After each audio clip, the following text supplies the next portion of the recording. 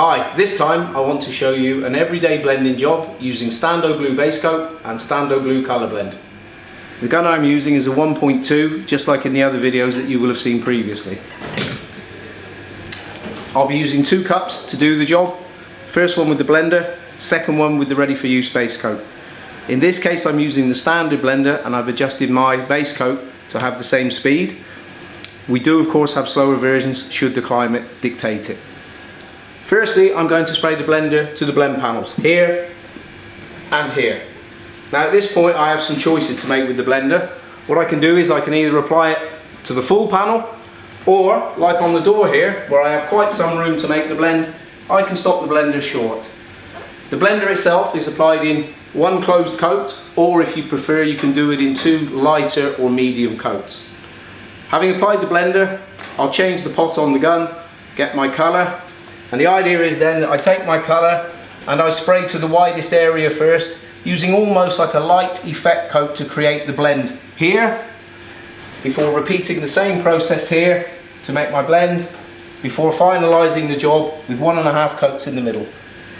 2 key points. One is, don't go beyond the blend area that you've already created, and 2, it's essential that you make sure that you close the texture between the blender and the base coat to give you a nice uniform feel.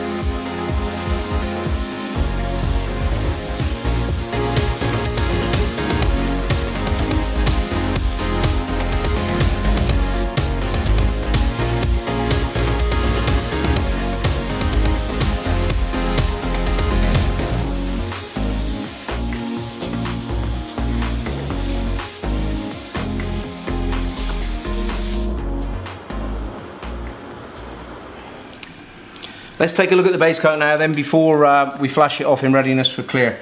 If you remember, I was talking about this area where I needed to make that nice connection between the new base coat and the blender. You'll see that everything is uniform and consistent there. Nice structure on the repair panel, everything looks good.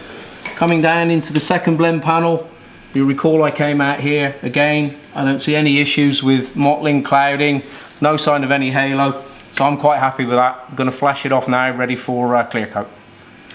Here's the base coat then, just after flash. Let's take a quick look at a couple of things before I apply the clear.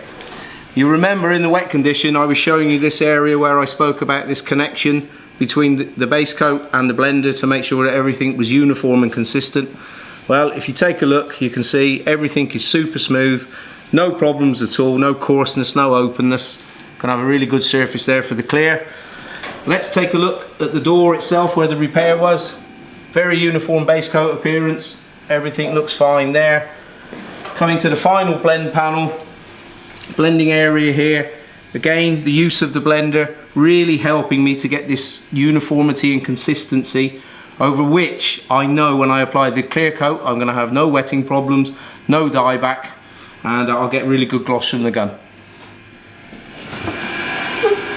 That's the bake cycle complete. Time to remove the masking, refit the door handles, take the car outside for a final look.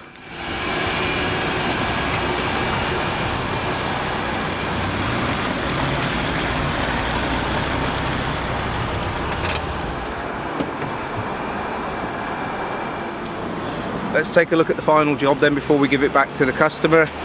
As you can see, looking closely, good blend, no halo, no sign of any clouding or mottling, nothing to be unhappy about there. Very good mottling control, effect orientation on the door, perfect hiding in 1.5 coats. Similarly, on the rear fender, the transition into the blender, everything is very smooth, just what we're looking for.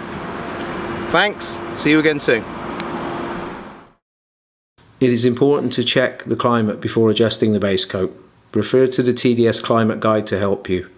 Choose your blender to match the setting of the base coat.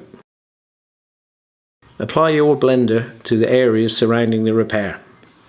This can be to a complete panel or a partial panel depending on the repair size and blending area available. Do not allow it to flash off before applying your base coat. Apply a light effect coat to the widest point, finishing inside the blender. A second light effect coat is sprayed inside of the first, ensuring the blender and base coat are merged as a continuous film. These two coats complete the blending process. Apply your base coat as normal over the repaired area. Do not go beyond the blending areas which you created at the beginning.